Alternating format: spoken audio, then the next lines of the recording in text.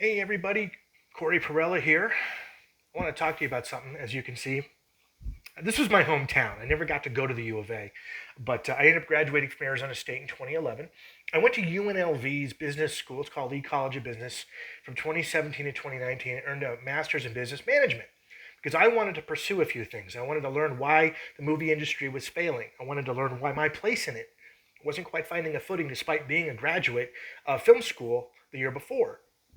I have a master's degree in film editing, and as many of you have heard me describe, I've also got a master's in psychology. That's three of them. I was also at the master's program for teaching, which after a semester and a half, I realized I was going to be better off with an alternative license than going directly. I didn't agree with the way they were doing it, and now that our president is undoing some things, you might be able to see why. My dream is to do registered agency for movie incentives. I want to give filmmakers a place to make their movies and to ask for the film funding that's already been allocated by the states, but you need some place physical to do it, which is why registered agency is the hope for the future. While I was doing volunteer work at homeless shelters, I found out they paid their overhead by government grants of offering mail services to the homeless. It's complicated, but I know how to do paralegal stuff. And I thought, wow, I want to go do that. I will create jobs and be able to inspire all the financials that we see explode out of the galaxy far, far away when somebody was dumb enough to hand George Lucas and Francis Coppola and Steven Spielberg some money about 40 years ago, and they turned around and made classic films that became everything, including the smartphone device I'm talking to you on. So when you're editing or talking to somebody on something software related, that was thanks to all those guys. Every action figure you ever saw being played with by a 3-year-old in the late 1970s resulted in Google Docs. There's an indirect path to it. And of course, Buzz and Woody from Pixar. I love how that touches the lives of people who are not necessarily working in the entertainment industry. So we've got movie making literacy used all over the place. And that's where I want to focus. Now, I was going to bring all those wonderful ideas to the UNLV Entrepreneurial Venture Capital Club, where they had billionaires vetted by UNLV's faculty, and they were licensed, accredited investors to sit and listen to us like we were the student version of Shark Tank. And we were told for 2 years that we would have unlimited access to pitching them on ideas, and they would turn around and finance the graduates. Unlimited membership, free membership is a part of graduating. So I graduated the program. And shortly after that, when I looked up their website that was dedicated to this, we were told by our professors, this is how you look it up, this is how you stay connected, this is how you ask for your funding. We were then told it was dismissed, it was canceled, it was no longer there. What they tried to do was charge membership fees for the average person just to come in and learn the very thing I had just paid to learn. But they weren't actually helping us get funding. One review said of my work, oh, you need to go out and do a little crowdfunding and raise, $10, $20, $50,000 yourself, and man, maybe we'll help you. So basically they lied to us. A little bait and switch going on there. So I tried to tell the very people who are currently still in charge of the program, hey, you guys kind of lied to me. I know you have made some changes with COVID, but what you're doing here is flagrantly illegal, and I think the Attorney General might be curious about it. So that resulted in, I kid you not, their faculty claiming that I made threats to them, when all I said was, look, if you don't own what you did, I'm going to report you to the authorities, which is what I'm asking you to pay attention to now. I am not interested in suing UNLV. I got great education there.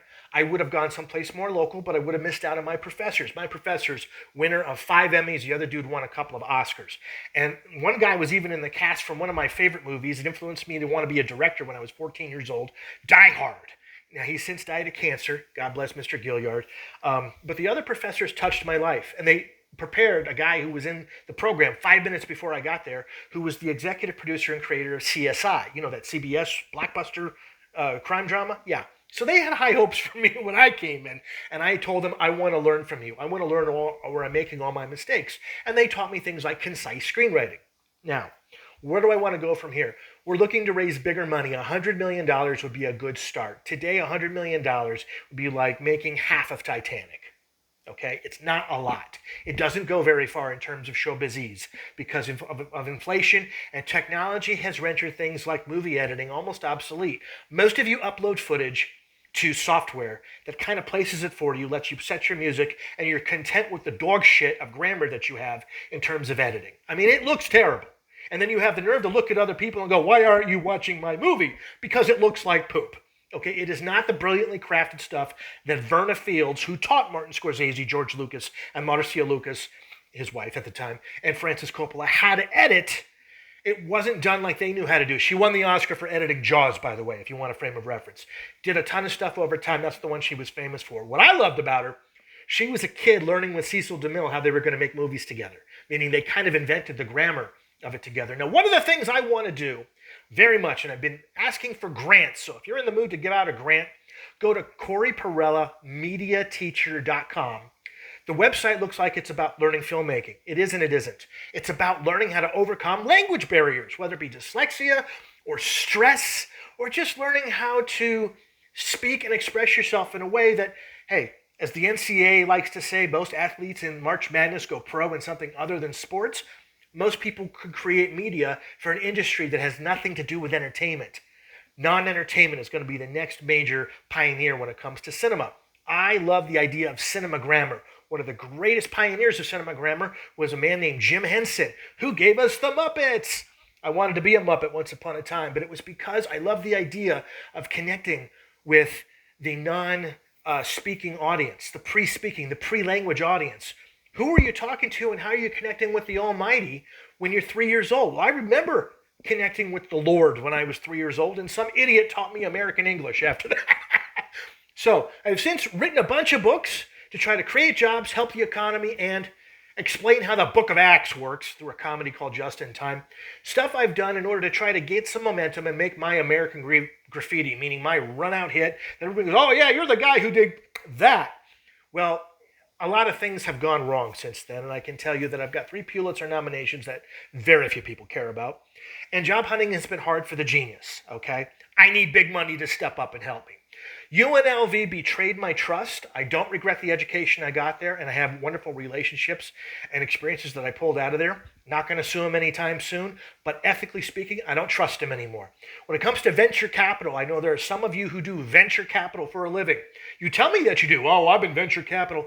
Here's one you can sink your teeth into, because until we raise between 500 million and $1 billion, nobody's going to tell the story of the Arizona Wildcats, whether it be Larry Smith, Lute Olson, Jerry Kindle, or any number of men of God you want to talk about, because they don't want to spend their own money, and there aren't enough audiences in the U of A's membership, meaning there's 8 million people who will go U of A at any given time, and that's it. That's not enough, versus you've got roughly 3 or 4 billion people willing to buy a ticket for probably the dumbest Star Wars sequels you'll ever see since Mr. Lucas got rid of the properties.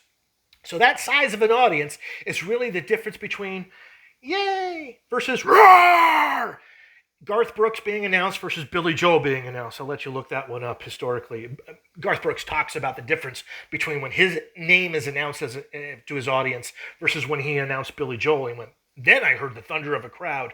That's the difference between the number of people you need to see your particular film and be successful versus those that other people's movies. You wonder, why do they keep making the same old movies? Because that's how many people go to see them, okay? I put this on a book recently. I'm going to repeat it to you here. Venture capitalists, hear my heart. Here's what I teach my students through my films and through my fiction and my nonfiction. First, never tell the audience how to feel, and I had a bad habit of doing that early on. 2, don't be boring. You don't have to be hilarious, slapstick, Jerry Lewis, fall all over the place, but don't be boring. And the third one is always leave the stage warmer than you found it. I'm inviting partners. I'm not paying you to be my partner. I need more money to do what I'm doing. So if you're interested in that, I'd love to speak with you. I'd love to share ideas, preferably those who are domestically planted in the United States. Crowdfunding, blessing, and a curse. I love the attention, but I can't stand it when I get overseas scams. That's all I'm going to say for now. Thank you, guys. I love you for listening. Cory Parella here, 48th President of the United States. You think President Trump is a wild and crazy guy? Check me out in the future. And bear down, everybody.